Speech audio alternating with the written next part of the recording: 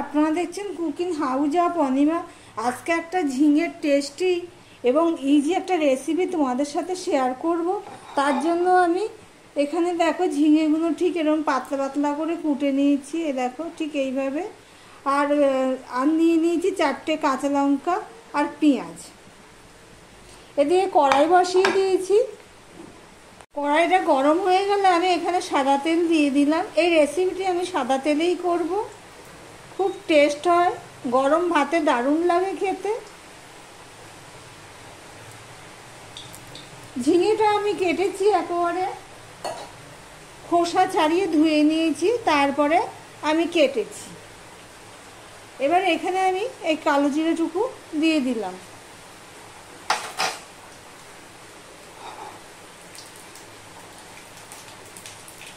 দেখো কালো জিরেটা ফোড়নে হয়ে গেলে আমি এখানে একটা মিডিয়াম সাইজের পেঁয়াজ, সেটা আমি দিয়ে দিচ্ছি।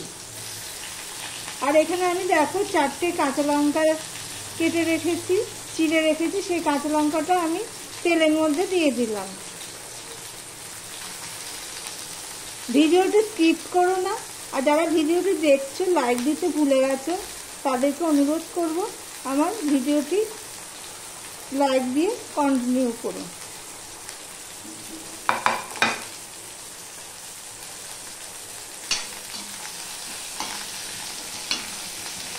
আমি এখানে একটু নুন দিয়ে দিলাম পেঁয়াজের মধ্যে।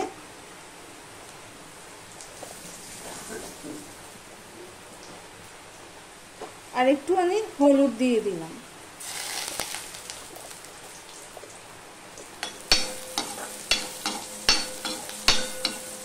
দেখো পেঁয়াজটা একটুখানি লাল লাল হয়ে ভাজা হয়ে গেছে। এবারে যে কেটে রাখা ঝিঙেগুলো আমি দিয়ে দিচ্ছি। নুন হলুদটা দিয়ে দিয়েছি, ঝিঙে তো একদম মজে যাবে জানো। দিয়ে এটা আমি কিছুটা সময় এভাবে নেড়ে নিয়ে বড় করে দিয়ে ভাজতে থাকি। দেখো আমি ঢাকা দিয়ে দিচ্ছিলাম একটুখানি নেড়ে নিয়ে।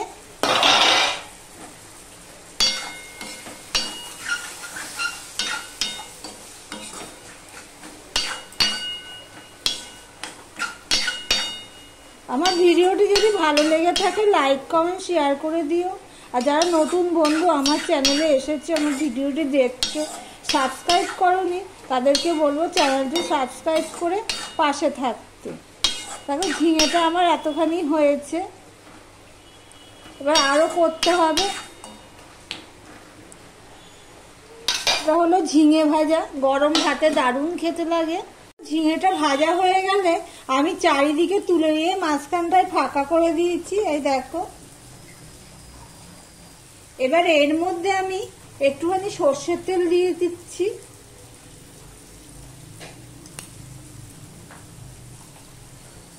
দেখো সর্ষের তেলটা হয়ে গেলে এখানে দেখো আমি 1 চামচের মতন পোস্ত নিয়েছি, সেই পোস্তটা আমি ঠিক মাঝখানে দিয়ে দেব।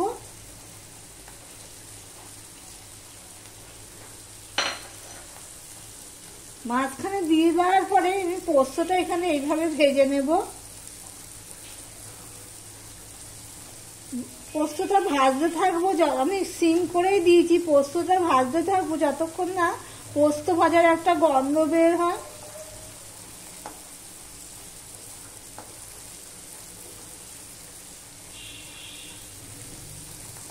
এই পোস্তটা কামড়ে পড়লে ঝিঙের সাথে খুব দারুণ লাগে খেতে। দেখো পোস্তর একটা গন্ধ বেরিয়ে গেছে সুন্দর ভাজার। এবারে এর মধ্যে আমি দেখো 1/2 চামচের একটু কম চিনি দিয়ে দিলাম।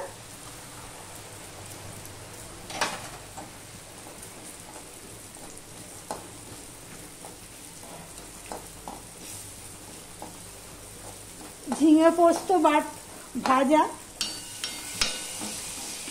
এবার আমি সম্পূর্ণটা মিশিয়ে নেব ভালো করে।